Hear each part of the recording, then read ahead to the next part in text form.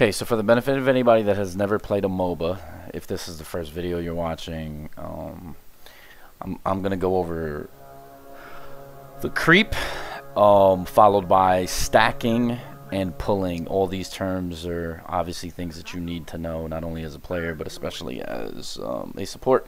Alright, so the creep will spawn at 0-0, and then in 30-second intervals after that. It takes them 10 seconds to reach the tier 2 tower. It takes them 25 seconds to reach the outer tower. They go into what I call the pull zone from 22 to about 24 seconds. The radiant is 22. On the dire, it's closer to 24. This is the pull zone. That's the neutral camp that will be pulled into the lane. Here's how you're going to do it.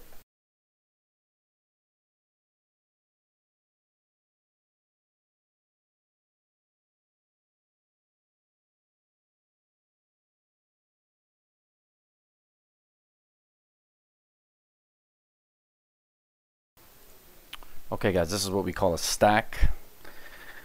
When you stack, please remember, always stack away from the enemy creep, as so you don't want to be running into them, get disabled, and have the creep just... As you can see, this is now stacked, which means you have multiple camps. So what you're going to do is you're going to pull the neutral camp into your friendly creep, in hope to kill your friendly creep, which will deny experience to your enemies, as well as give you a basically tanks to farm. And you would farm here or just do whatever, but the point is you want to stack to pull so that this happens. Alright guys, we're going to begin with the radiant side. We're going to stack and pull. I'm going to show you a few exercises. Remember that when you begin the game, they're going to come from those two angles there. Or potentially the third, but they're basically going to try to ward your pull, your lane pull, so that they don't have to worry about being denied experience. And in reality, what you should be doing is you and your partner, whomever it is, should be defending. And at lower level and intermediate level play, you're going to only be opposed by maybe one, maybe two heroes at most. You'll never really see a full team unless you're playing a CM game or just a higher level game against a very good team. But for the most part, for the sake of this video, we're just going to pretend that we're in a lower level game. As you can see here, you will hit the camp at around 52. I want you to pull away from the opposing heroes, not into them. So I want you to continue to pull there to the left side. Now you're going to wait for the incoming wave of creep. Every 30 seconds creep spawns after, of course, the bell sounds and the 0-0 hits. So at around 20, you want to pull right into this creep wave. It'll hit it. There we go. Alright, so what's going to happen here is you want to again move over to the left side away from the pull so you can see the enemy heroes that are going to try to intercept you. This is where you're going to get the majority of your experience. You are going to oftentimes be laning with a carry, and you want to give him as much gold and experience as he can, and this is how you're going to get yours. What you see me doing now is actually eating creeps so that I can do what we call a double pull. As you can see here, I'm going to come here, I'm going to kill this wave, and I'm going to continue. Now, keep in mind that at level 1, you're not going to be able to kill the wave as quickly as I just did. However, that is mainly for when you pull a wave, you either single pull or you pull a wave and you know that the neutrals will die. What you do is you wait for them to die, you pull like I did, and you take that camp and you run them into the remaining creep so that they die. That's basically the way that you want to pull it. If you look at how I pull that hard camp, that's what you want to do. You want to hit them and you want to run straight into the neutral camp. What I'm going to do here is at 36, right when it's lined up with the tier 2 tower, this is how you can pull middle lane if you wanted to give your middle an advantage in terms of experience. This is higher level play, but it still applies. Now what you would have wanted to do here is have it double camp or a stack. You want to stack it and then you want to pull it at 36. However, just for the sake of the video, I just single pulled it. But primarily, remember, you can gain a lot of experience this way, and this is an easy way to transition to mid lane if you're ganking, because what's going to end up happening is their creep are going to be at the tower, so he obviously is going to get a few pot shots at the tower, and when he comes out, you can just disable him in any way.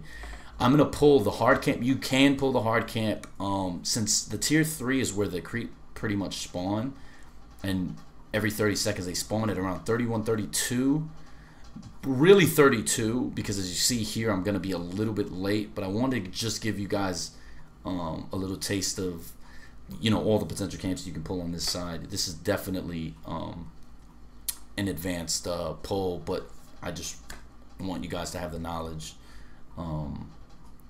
in regards to the fact that you can actually pull multiple camps into lanes, not just the short lane.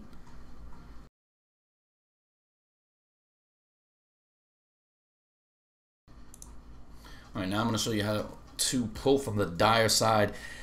It really is just going to be a replica. Obviously, the geography changes a little bit, the directions change, but the same idea applies here. You're going to hit it at around 51 to 54.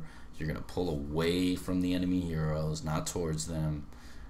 You're going to stack, and then you're always going to pull.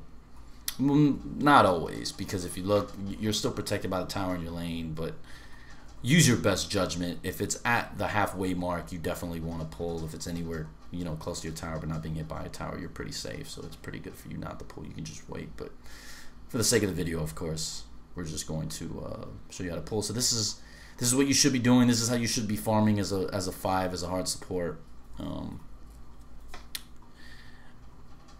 This is where the enemy heroes would come, so you want to stand exactly where I am, basically, and just try to last hit as best as you can. This is going to be a different form of a double pull, but you're going to pull back-to-back waves. Now, what's going to happen here is this wave is going, this neutral camp is going to die, so you want to double pull. Now, I make a little bit of an error here, which you'll see. I just misjudged it. I wasn't looking, if you look at my camera, I wasn't particularly looking at the HP until it was too late. You want to focus a little bit more on the HP. I took way too long to actually pull this camp. This is a common error that players will make. I obviously just made it. So this is something you want to stay away from. As you can see, I ended up salvaging it by pulling 2 of the range creep, but that is not that's not as was intended. Okay, so now you can see here, I pull again at 21. This camp will die.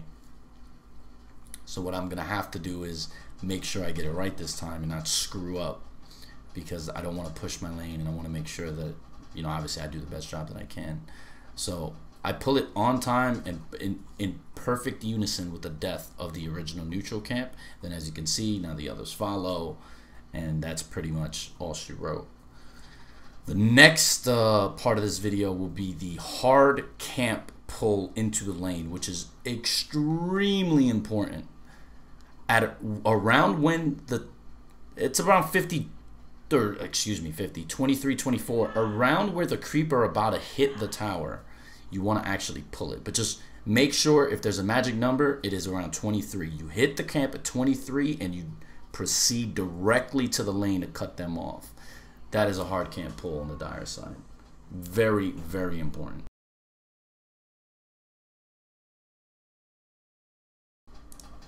Alright, now I want to get our feet wet with warding. Keep in mind that this is, I'm going to run through this. The objective of this is just to give you spots. You can look at the mini map and you can have these spots.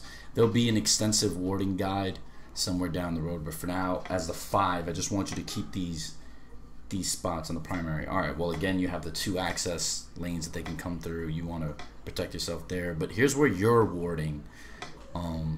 After you defend, obviously, their wards, you repel their wards, and these are the wards you want. You want to ward right here on the cliff. It'll give you sight of their access into your jungle as well as the rune, and then right there, that is a very important ward, because that's the lane ward. That gives you sight of them and their tower for TPs or any of that stuff throughout the entire laning phase.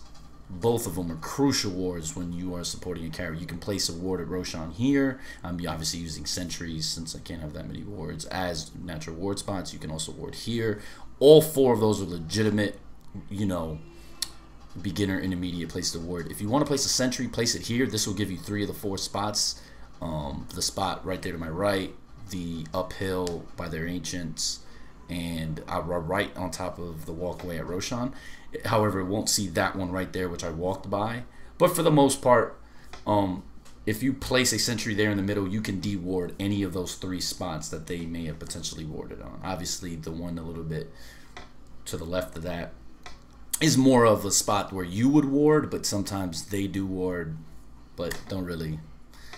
It's really not that big a deal. At lower level play, you're not going to really see wards that are so eloquently placed. They're just going to drop them wherever that they can see the rune, and because they think it's, you know, that's the most important thing.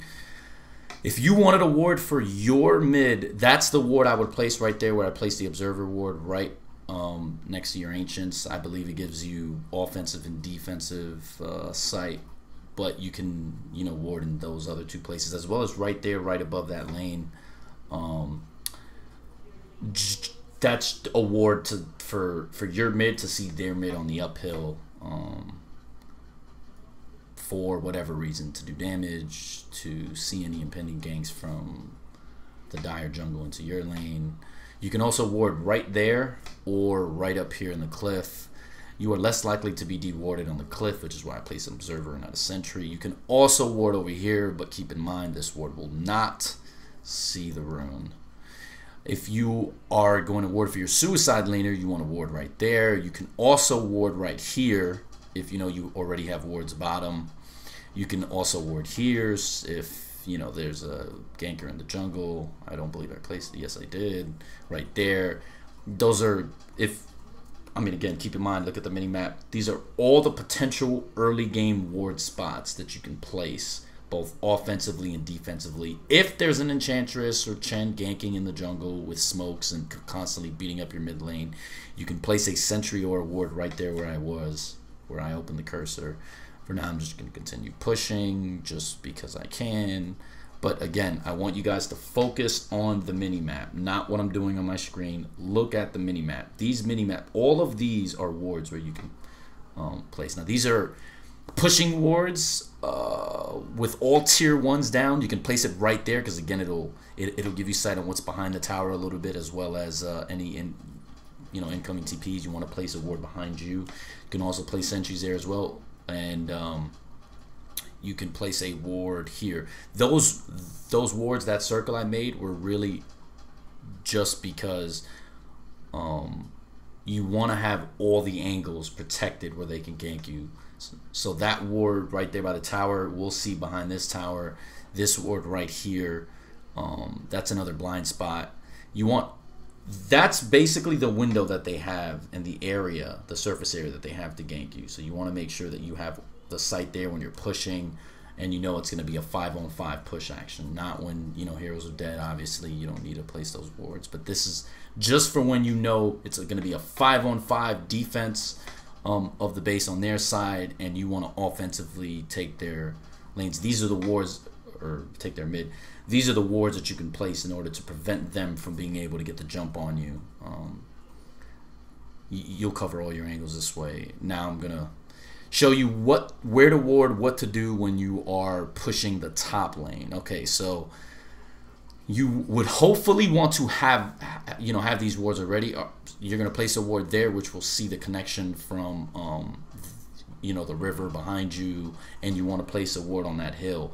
That basically gives you sight of everything that can gank you, or any direction that they can come from, albeit the south or the east, while you guys are pushing that tower. So the best thing to do is just have those 2 wards placed so that you can see if anybody's going to come up behind you, if they're split up, what direction they're coming from, who's coming, and in what order. And hopefully that'll give you the best opportunity, of course, to take this tier 2 tower. Moving forward, I'm going to transition bottom here shortly. This is a little bit more interesting because because of the fog of war and because of the trees and the way that the dire side is set up with their ancients, there's a lot of avenues where they can come from. From my experience, I think the best path that I've seen that needs to be covered are the ones transitioning from their tier 2 middle to obviously the tier 3 on closer to your side, right there behind you. Obviously you don't want to get smoked and they can just turn around and come from the river. You want to have a ward there. You want to already have a ward placed here. This ward probably should be up if you know you're going to do it, but I mean, if not, these are all the potential. This ward right here I think is the important one, as well as the ward that I place second. The ward behind you is totally optional, and that should only be a rev ward because you just want to be able to see, you know, smokes or invis heroes coming up behind you like a Riki. But this ward is important because that ward right there sees all those avenues, and that's an observer ward, of course. I don't mean to confuse you guys with the difference in some rev wards being actual, you know, placeholder for wards, but I mean, of course, you're only allowed to purchase a limited amount of wards. So, but yeah, those two I think are the most crucial. The ones more west, obviously excluding the one on the hill, that ward should have probably already been up, or a ward around there so you can see the backside of Roshan.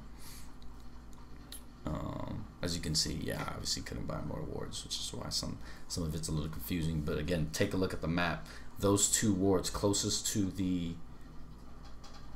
their secret shop, either one of those wards need to be placed when you're pushing that tower, that tier 2 tower. Alright, now as I was showing earlier, but I couldn't, you know, give you an exact view. This is the sight that you'll get with wards. Obviously, when you place an observer, you'll get a larger circle of vision. But that's why that ward is so important when you're pushing that tier 2, or yeah, that tier 2 long lane from the Radiant, because that tier 2 top, there's just a lot of ways where they can kind of gank you when you're trying to take that tower, so you want to make sure you have enough sight. Obviously, without observer or without rev wards, if they smoke, you're going to be screwed. You can also place a ward here when you're tier 3, chasing, I'm going to call it, because that's what you do. You pretty much chase heroes that try to go back and forth, and you know, it's like a topsy-turvy there. But you need sight, of course, so in order to place that ward, you're going to need sight, but you can place it there and it'll give you vision.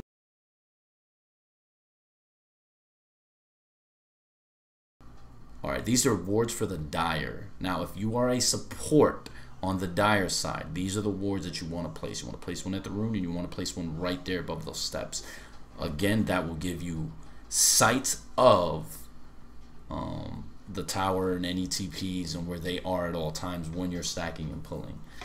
Now, this ward, again, is one of my favorite wards, obviously, even on the Dire side, because it gives you offensive and defensive vision. You can still you know, place that ward here if you'd like, but it's really not necessary.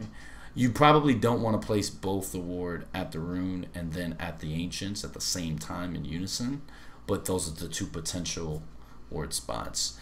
You can ward here for your mid lane so that, you know, he's protected against you know, any ganks, but that one is, I mean, again, I'm just showing you these spots again.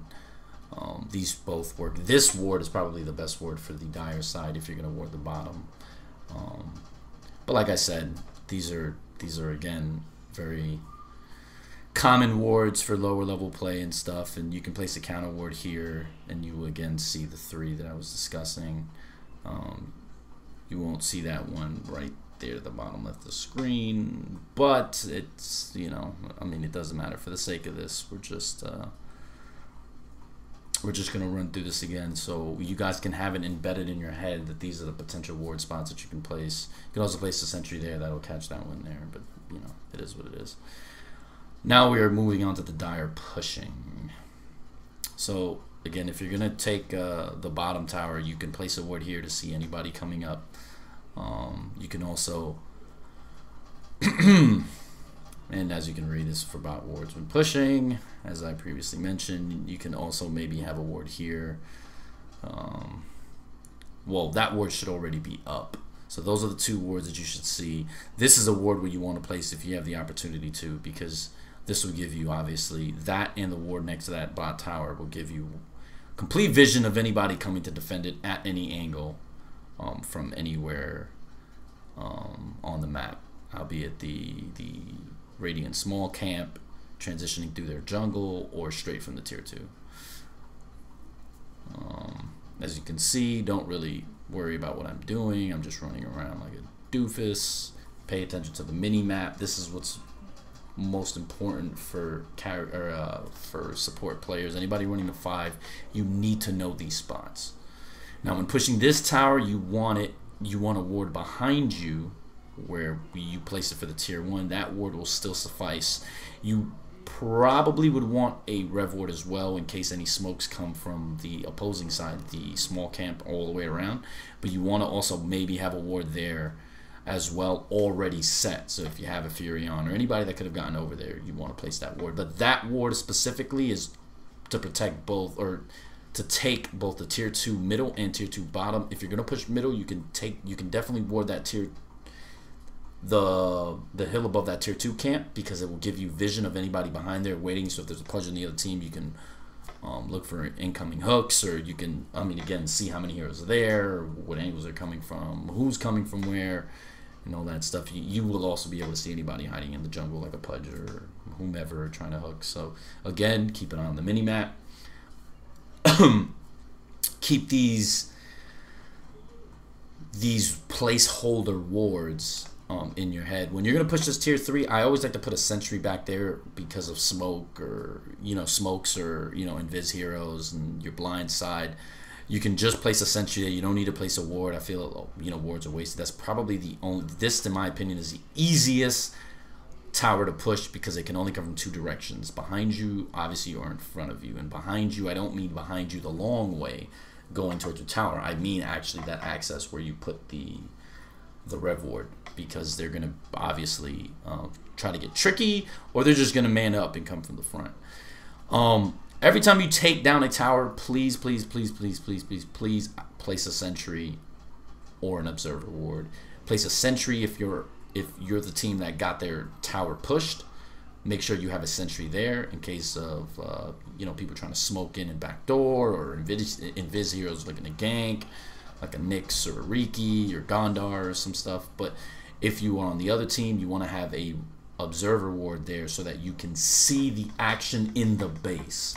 You can see if there are some heroes just waiting in the back or whatever. But always place an observer if you're the aggressive team pushing the tier 3 once the tier 3 is down.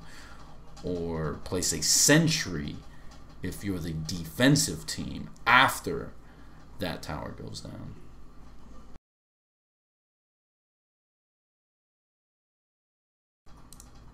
Now I'm going to place some dire defensive wards when you get pushed. I like to place, depending on where you're getting pushed, but if you're going to get pushed in your tier 2, either top or middle, pretend all the tier 1s are down for the sake of this video. This will protect your tier 2 top and tier 2 middle. So I really like wards here when you're playing defensively, and they unfortunately maybe have map control right now at the point of the game.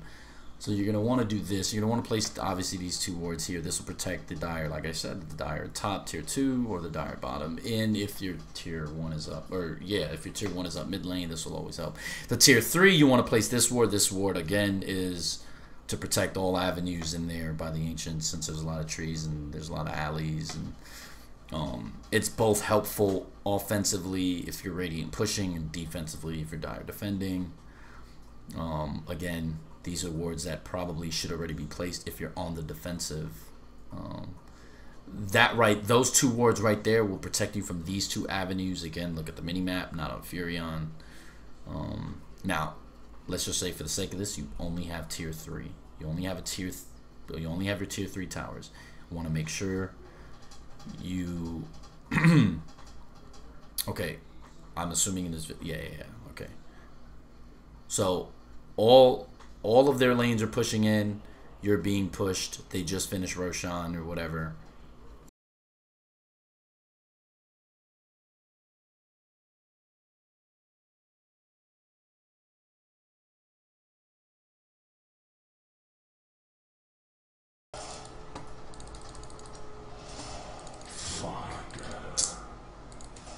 problem with fucking live matches.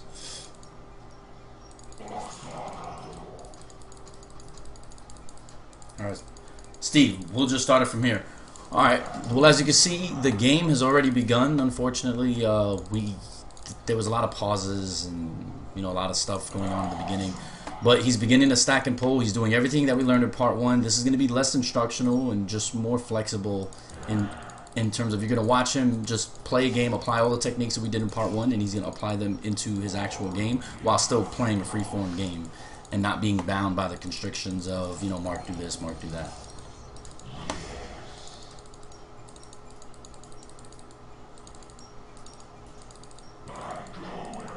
You want to always keep an eye out here when you do this. You don't want to be on that side because that's where they'll come, and if they stun you, you may end up dying.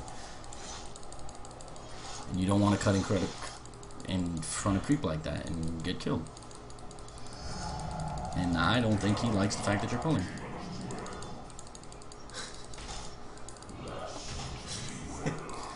It's the problem with matchmaking, guys. You get, you know, you get all sorts of mixed bags. You want to get out of there. If he ends up spinning on you, you know, disrupt, you'll apply. There you go. Now go back into lane. The creep they're very close to his tower. If you can see by the mini map, you should always not. You don't have to be centered on your camera. Okay. So you don't really have to pull right now. You mainly want to pull whenever you're away from tower support. This is kind of pushing it. If the creep stays here, you're generally okay. But for the most part, you want to make sure that this is the barrier right here where you do not want to pass. And if you do end up passing it, what you're going to end up having to do is stack and pull, or just pull directly and then pull from the hard camp, or pull from the medium camp to the hard camp. There you go. You disrupt them, drop your soul catcher. You should have just been auto attacking. You were never going to be in any threat, but it's okay. And remember your laning partner. We have an Omni Knight, so he's really not going to be able to do much unless he's up close. Okay, you should just go to the jungle and pull it. Because in 20 seconds, you're going to have to pull it. No, not the hard camp. You can pull the medium into the hard camp.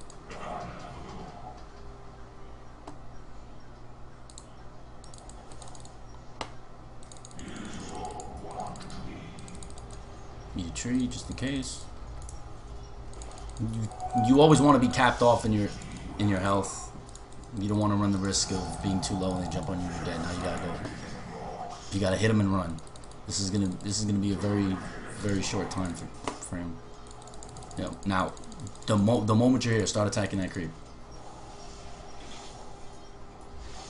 Oh, I think we messed up a little bit. That's fine. Don't even worry about it. Get back.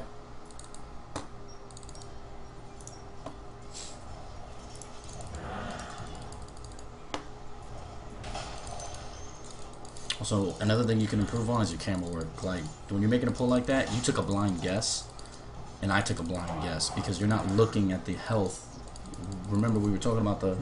You have to know the health of the mob before you make a decision as to what time you should be pulling.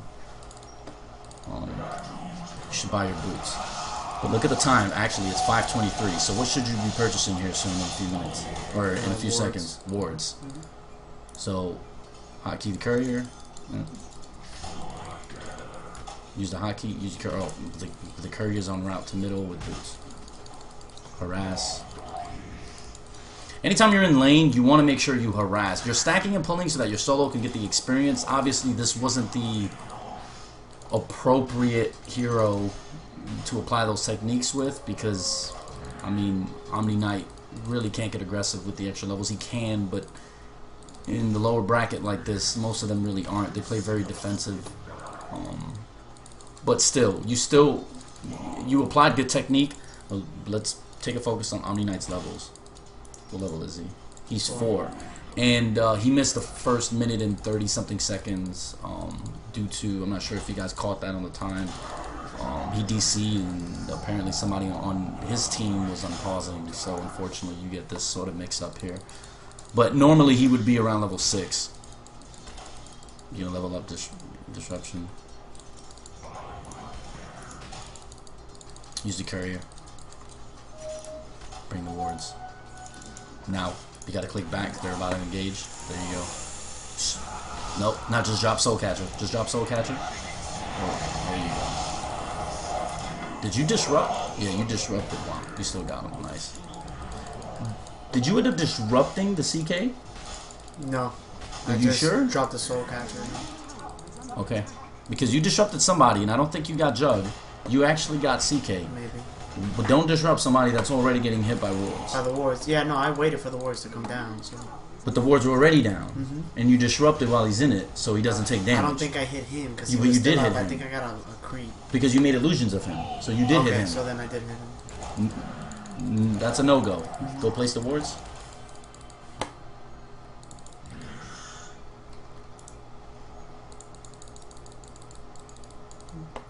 All right, so now he's gonna place wards. You should place a mid ward too, just for your guy in middle.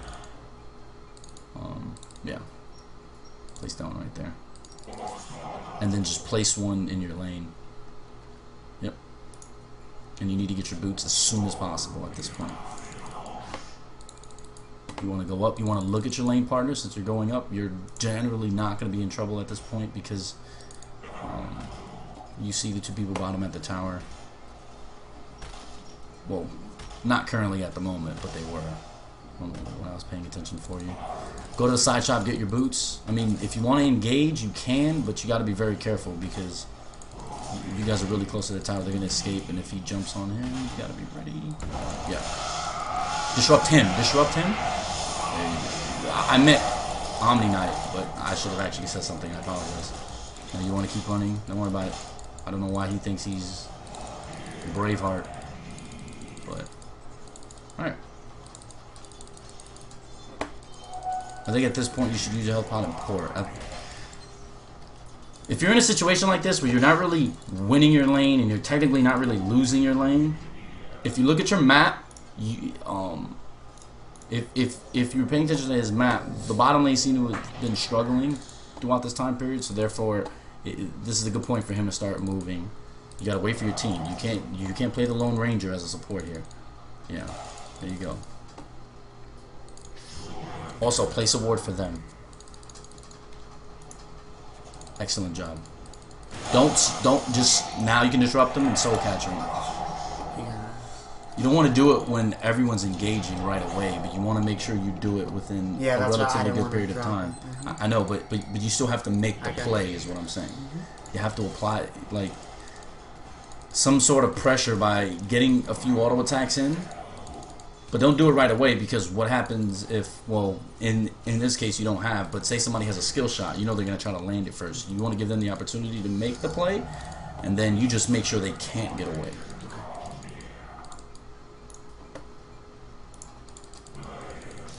You should have gotten your purge. Why did you not get your ulti? I'm allowing you to make these mistakes because I think it's, since you're learning a new character, these are the growing pains you're gonna have to go through. But why would you not get a purge? You have to get the purge. There's just there's no excuse for not. You should obviously take the tower. Yes. You're gonna have to get back. You can deselect the aggro by applying. Disrupt. You should have disrupted him. You should have soul captured him. And if you had purge, you might have been able to purge him and get away. You should grab a port and go back top. We have to make these plays.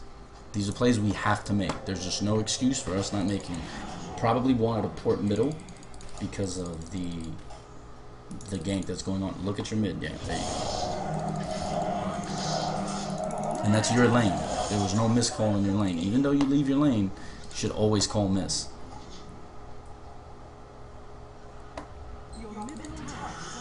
The fortunate thing is that we're doing it here because this is instructional. He is in fact learning a new hero, and this is more or less how I normally help them learn. Sometimes, well, most of the time actually, we end up watching their replays, and I give them advice, or I end up playing with them. Now, when I play with them, it's a totally different ball game because I'm generally not this. I don't give him this much leeway. You could drop Soul Catcher, but you're probably not going to hit him because of the amount of creep there. But you still applied pressure and you applied some damage, and that's fine. You should definitely think about going back top here. you don't. There's really nothing for you middle. Your mid's coming back, and Wisp is there. Type back. Let him know you're going back. Look at the time of your current ward that you have watching this room. No, I don't have anything. Oh, okay, yes, you do. This guy. You I'm sorry. place that. Yeah. Okay, now go. You have enough time, so go back. You can apply some pressure to your. No. You can apply some pressure to your top lane, okay, and then you can come back and reward.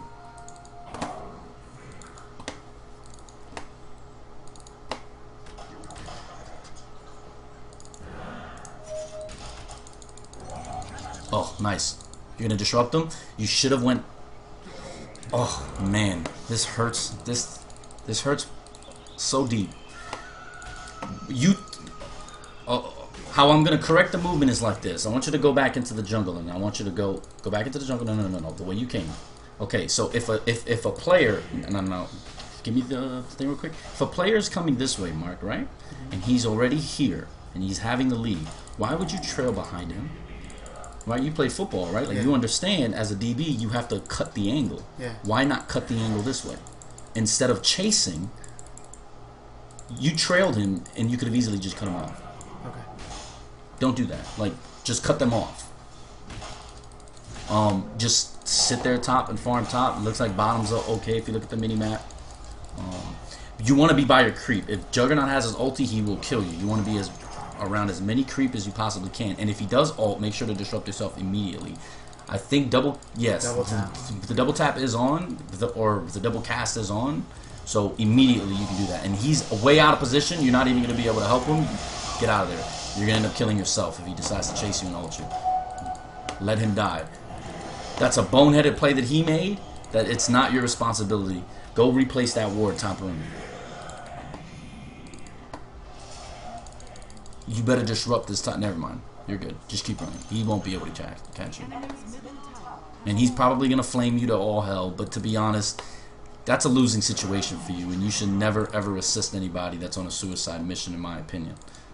There's just nothing you could do, because even if you disrupted him, it wouldn't have mattered. He's in tower range. He's just going to get hit by the tower after all the creep died. No. That one you're going to place at the traditional spot. If you want, you can place it there at the top one, yeah. Now go help.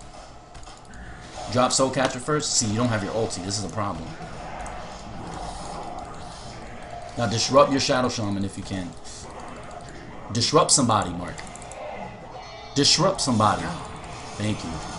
Beautiful job.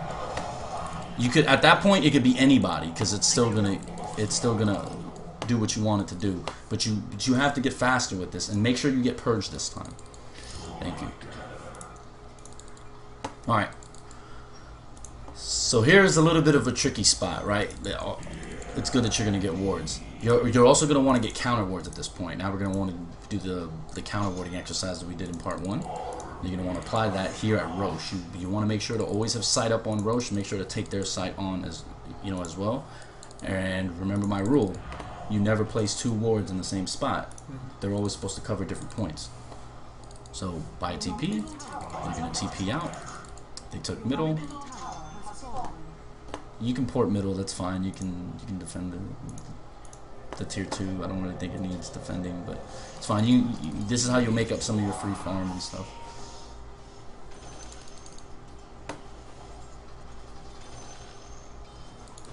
When Shadow Shaman gets here, just take one more creep, or one more attempt at a creep, and then you can get out. After this wave, you guys have, yeah, it's good that you go. If you want, you can ward the cliff for now. Ward the cliff. Yes, and place a sentry like right there. That's fine. Now grab the haste and cover the high ground so that you can see. You see, guys, if you come here, you can stop right there. No. Go back to the high ground and stop. Go back to above the steps. Okay. Right. Your hero gives you vision of the map. So if there was a ward here, you'd be able to see it from here with the ward being there, while not putting this one in jeopardy, because they'll probably place one here. Okay. So continue. Now you have haste. Now help your team middle, since it looks like they're going to be pushing it. And there's 2 people top. There you go. And remember to de-aggro towers. If a tower is hitting you here, A-click your creep. When you A-click your creep, what will end up happening is a tower will start attacking that creep. You don't actually always have to get out of range. You can just A-click, and it'll de-aggro the tower. You're going to get a mana boots as soon as you can, and then you're going to try to get a 4-staff. We actually should have had a TP on you. So, is the courier flying? Do you know? I don't know. It seems like you've been doing all the supporting this game, and unfortunately, this is what's going to happen sometimes, especially when you're playing at this bracket, and especially when you play in public matches. A lot of people think that they're above warding. Even though they're not above warding, they think they're above warding, they're above upping the courier. They think it's just, you know, they're too good for that type of stuff. So, I mean, they're too cool for school, I guess. Go back up. Look at the fighting that's going on. You have to make it to the outpost, and you have to buy 2 ports, and then you're going to port top. You missed the fight, and since you're going there without trouble, why don't you pay attention to what's going on in the fight? You have to do better with your camera. Like, you missed all the action. You have no idea what just happened. You don't know what skills have been used. You don't know if Tide uses ult. You don't know if Void uses ult. You don't know what's going on. You have to know these things because it's imperative you understand that for the next engagement.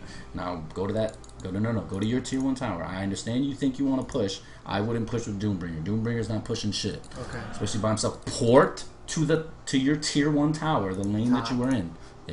Your tower. Okay. Where you were.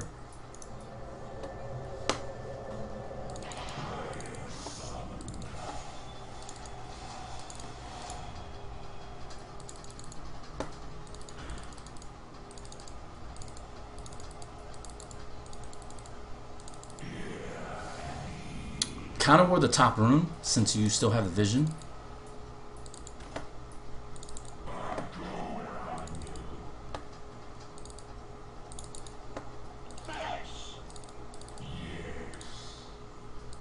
You can place it on that cliff. Nope, they don't have any wards up. That's good. Now go back the way you came, and now look to attack here, especially with purge. The hero you want to purge, in my opinion, should be Enigma or Jug, really. But if you can get him, get him. See if you can disrupt them. Oh, God, you need that 4-staff. You can keep going. You can tower dive, but it's fine. It's fine. Just wait.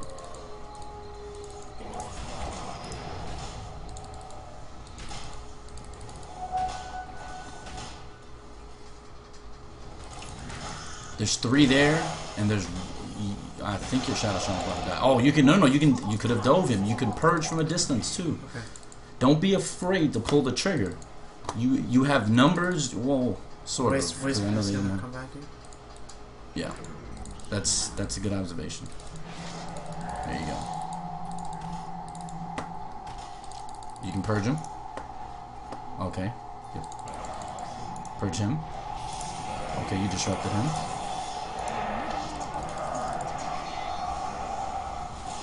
You're gonna have to get back.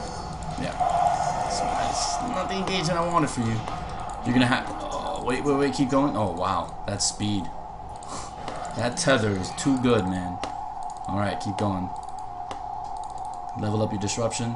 Get your mana boots from the side shot.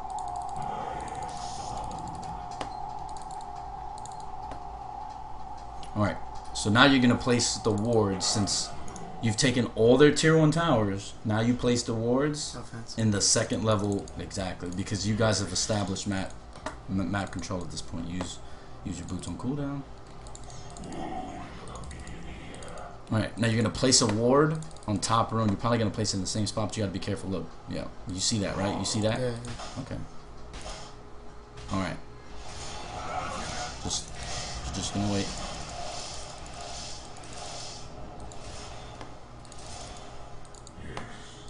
Just wait. Alright, go place it. And I want you to place it, you know, I would like you to place it at their ancients, but you're not going to be able to just place it in the same spot. Because you don't know what's on that side yet. So, yes, come up behind him, easy game.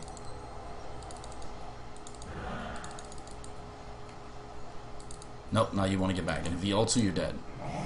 Remember to disrupt him. Save disruption. Because now what happens if he decides to be brave and ult you, you're dead. You gotta save disruption. So when he ults, you just disrupt. Okay. Now you gotta get back. You don't have purge up. You gotta use mana boots when she's close. Meaning your wisp. Because if you give her mana, she has more mana.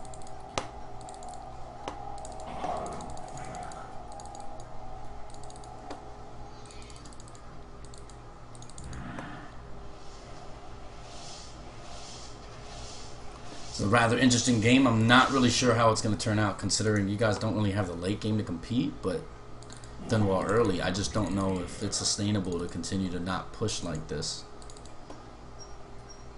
Because you have tier 1s, and that's great, but you don't have what you need. Now, you're going to have to purge. Remember, purge Enigma. Gotta look, gotta look. There you go. Nice.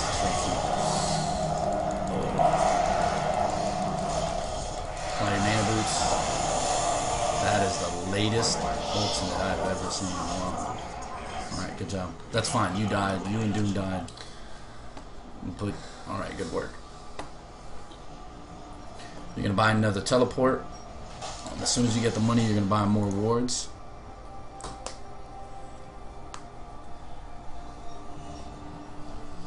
Whew. Tough match.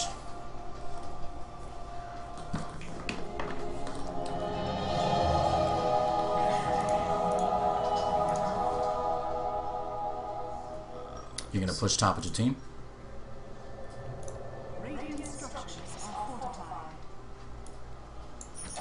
Excellent.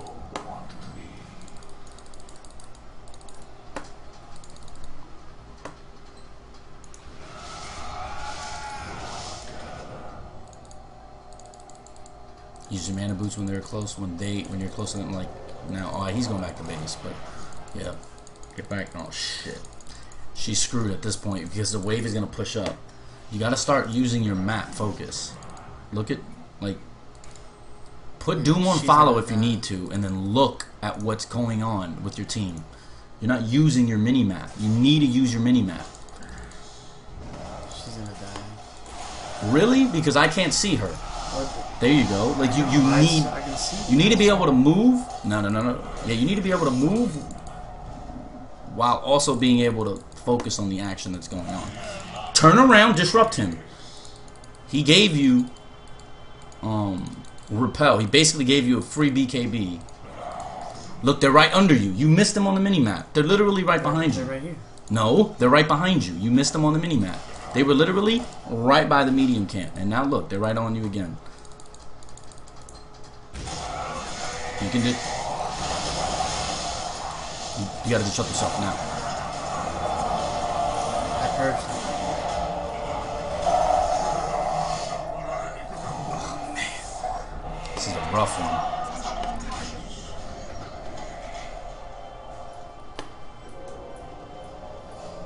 Check their items. Check Enigma.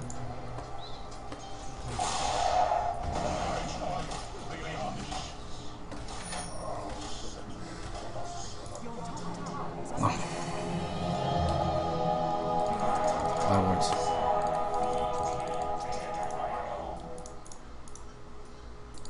I think the misstep you did there, obviously, is you're losing control of your hero and you're losing control of the fight. Just focus on something. I'd rather you focus on something, even if it's the wrong target, than just look like a chicken with your head cut off. So just make a play and worry about the repercussions afterwards, because I mean, at least you're contributing in some way. Well, I purged Tide and disrupted and purged. True, but you did it when you were about to die way late, and you could have prevented most of that from happening if you saw them the first time when you had Repel on. Okay.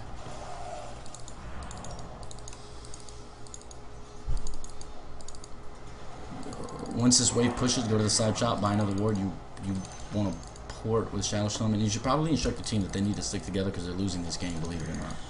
And they will lose this game if they don't actually continue to push. 5-man Dota.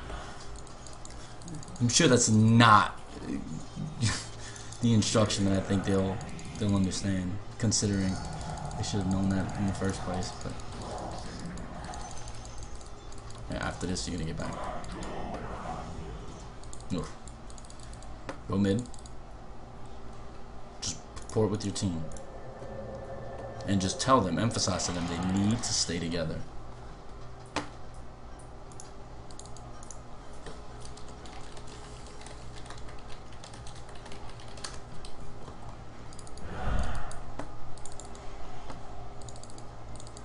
He really, this guy should really be thinking of Ulting the Tider Enigma. This is Doom.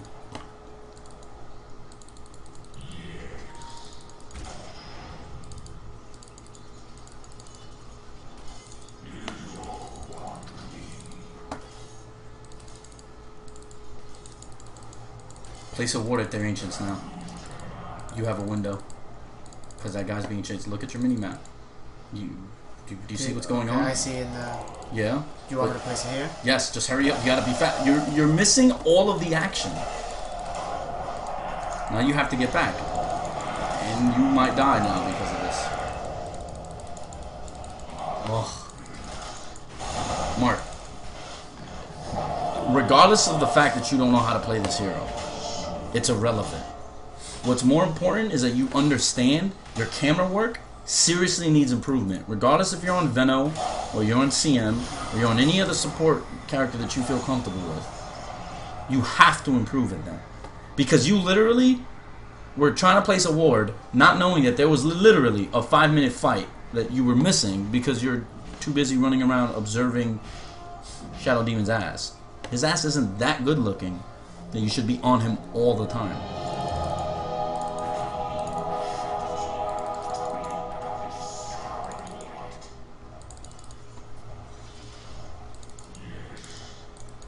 Omni Knight got a Radiance. No shit. It's going same as your Nashville too. It's going carry on me. You just messed up his last hit too. Alright, now place a ward by Roche. You also want to get some counters. So place a ward there. No. Yeah, well, yeah. Right there. Absolutely. And you're gonna place a counter in the middle of the river, almost about the same spot that you put last time, and just go up the high ground, check to see if, just let it come to you. If it's not flying, you gotta fly it. So that's why I asked earlier if it's flying. It's unbelievable that at 28 minutes, with a Shadow Shaman and a Wisp, that they didn't even think of. But I mean, again, these are the pitfalls that you're gonna have when you play these types of games. So. Shadow Shaman has the right idea. He's going to want to push at his wards, although I don't know if it's going to really be effective at this point. You should have tried to hit him with a disruption. I was trying to. Whoever comes close, disrupt them. Well, actually, get back. His Jugs, yeah. But Jug was just bottom reported.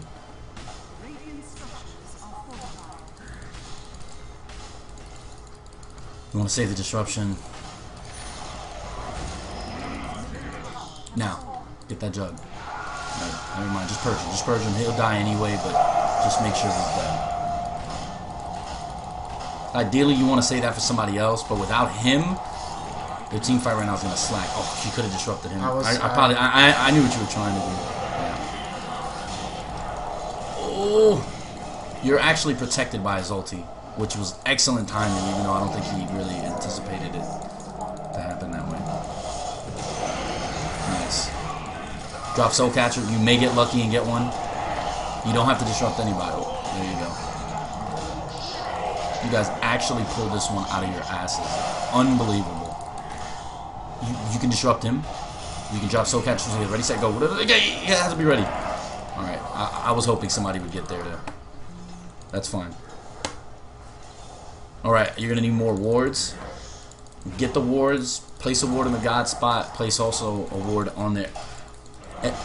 A thing that we didn't get to speak about in part 1, which I know we're not going to, but we will now, excuse me, is anytime you take a Rax, you should always place an Observer Ward at the Rax. Inversely, anytime somebody takes your Rax, you always should have a Rev Ward, or just a Counter Ward, or a Ward of Revelation, as it's called in this game, to make sure you take away any of the wards. But if a team chooses to get lazy and they decide, hey, look, we don't really want to spend the 200 gold even though we lost the Rax, then by all means, you'll have free side on their base. You get to count how many people are there. You get to know whether or not you can Roche based on how many people are there, all that stuff.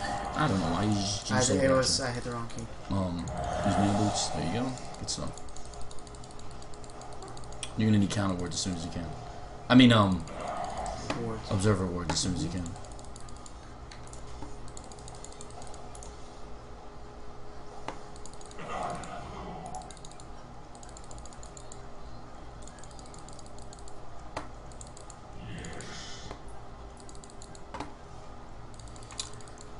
If you notice, the two key points that Mark has wards on right now are at Roshan, on their side, and at the opponent's Ancients.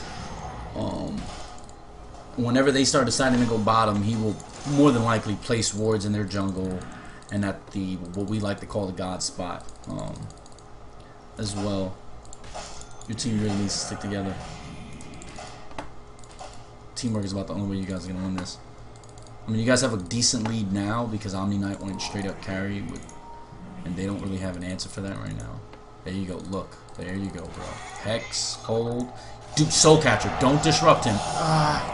Why would you disrupt Purge him then? Oh, man. This is not good. Okay. Again, he's a new hero, so I understand. But can I ask you a question? Why would you disrupt and protect someone on the opposite team when they're in a hold, when they're being disabled? It was on accident. Yeah, it's you're a victim of, I don't really want to say circumstance. You're just a creature of habit. You're just a victim of habit. You're so used to using that combo, but you need to know when to not pull the trigger, just like you need to know when to pull the trigger. You need to have those observer wards in your possession right now. The couriers in your base. Yes, because here you could have placed both the wards at this point. Get back. When you're gonna get the ward, you're gonna place it in their jungle. You're gonna place one in their jungle. You're gonna also place a rev ward at the hill spot here. Okay. Because if they smoke, you're gonna be able to see it. You're gonna place a rev ward there, right where you're at, right there.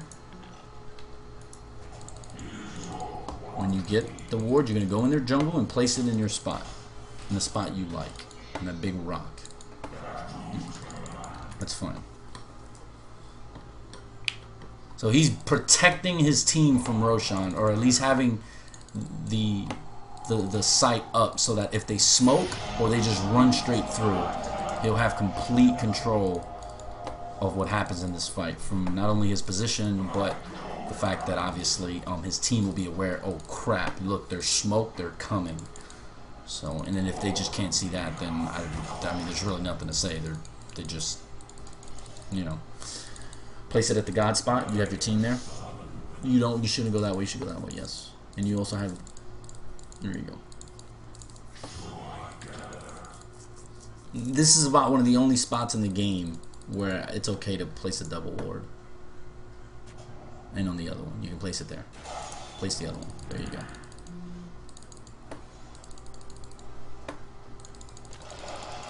Ah! Took his farm. Go back. Just stick with your team.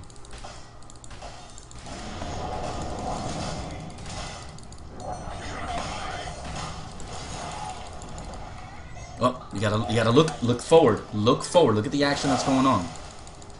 Disrupt him right now. And disrupt that Enigma. Or the Tide. Oh. I think that's my fault for saying him instead of giving you legit instructions. You should have disrupted the Enigma. You gotta disrupt yourself now. You're gonna die. That's okay, that was more my fault. Your targets are Tide or Enigma. Any one of them are out of position, you kill them.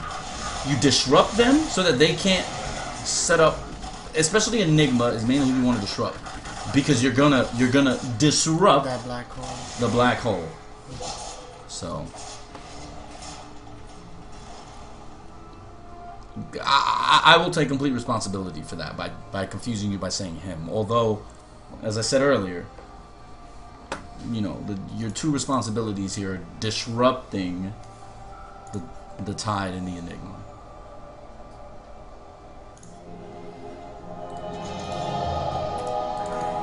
Get a port.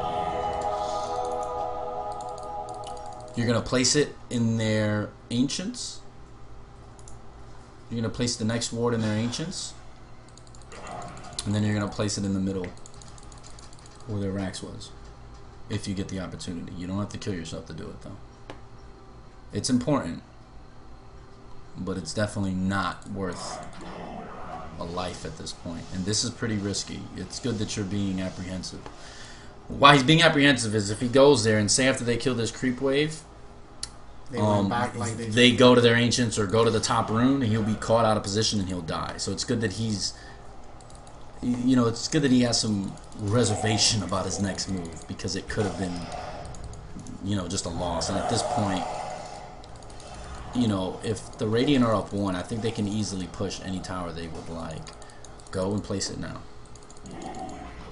You clearly see 4 of them down there. Even if you reach 1, you shouldn't die with Purge. Place it right there. Boom. Beautiful. You can place the other ward in the other spot as if you were going to take the tier 2 instead of going the actual tier 2. Never mind. Cancel that plan. Look at blue. Yeah, I saw it. Yep. So now all he's doing now is waiting for his team. Your job as a support is really kind of boring. Like this game, if you really think about it, was kind of boring in the sense that when you're doing the right thing, sometimes unfortunately it's going to be boring. Your end goal is you want to win, and so far he's done everything he needed to do to allow his team to work hard for that win. Look, you have somebody invisible in the jungle, and you're not you're not scouting ahead. You're not seeing. There you go. Go after the Enigma. I would definitely go after the Enigma. Don't disrupt him. Thank you. Excellent job. You can disrupt some. Never mind. You don't even need to disrupt him. I was gonna say if anyone's taking a lot of damage from the Juggernaut spin, disrupt them so they don't take any more of the damage. But they didn't even need it. But excellent job holding your disruption and just purging. That was beautiful. You don't ever want to give them, you know, a 2-second opportunity to either be able to get away, refresh a, you know, blink timer or some shit. Just instantly, just purge, and then you can just proceed on the next target, which in this case would be any one of the 3 melee heroes left. Should be pretty easy for them. Yep. Good use of the Shadow Poison to help pull or push. Excuse me. Alright, now you're gonna take this opportunity to go north. Go north, place that ward. You could have went through their base, but yeah. Because you're really, yeah, just place it. Now look at what's got. He just ulted. Oh, beautiful. That's fine. Just purge him. Oh crap. You're gonna purge and disrupt yourself. Never mind. You're gonna die. That's fine. Here's why that works. You just drew of the 3, 1.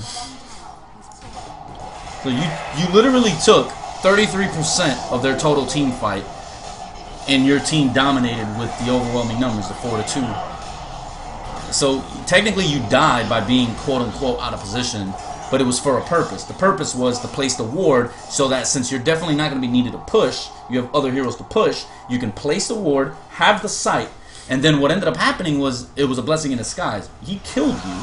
You could have gotten away. You have to get faster with the purge. If you purge and disrupt him instantly, you're out of there. But the fact that you died pulled him away. There were 2 people still down, and your team just completely decimated them. So, though it turned out to be, you know, a bad thing you died, you can finally complete your 4th staff at 40 minutes, bro. You're just too good. Refresh your TP because you're gonna use one. You're gonna use one now to get there. Well, this game's over, but yeah, and then you're gonna buy more wards. Yes, no, you're not gonna buy more wards. No, yep. This guy's super cocky now. You believe this guy? Like, it's like, yeah, I'm a boss. No, it's not. You're trying a new hero. I thought it would be disingenuous to actually put you on a hero you can play well to learn these concepts, because most of them are coming here to actually learn. So. Hence, you were learning a new hero while still actually trying to maintain all the concepts.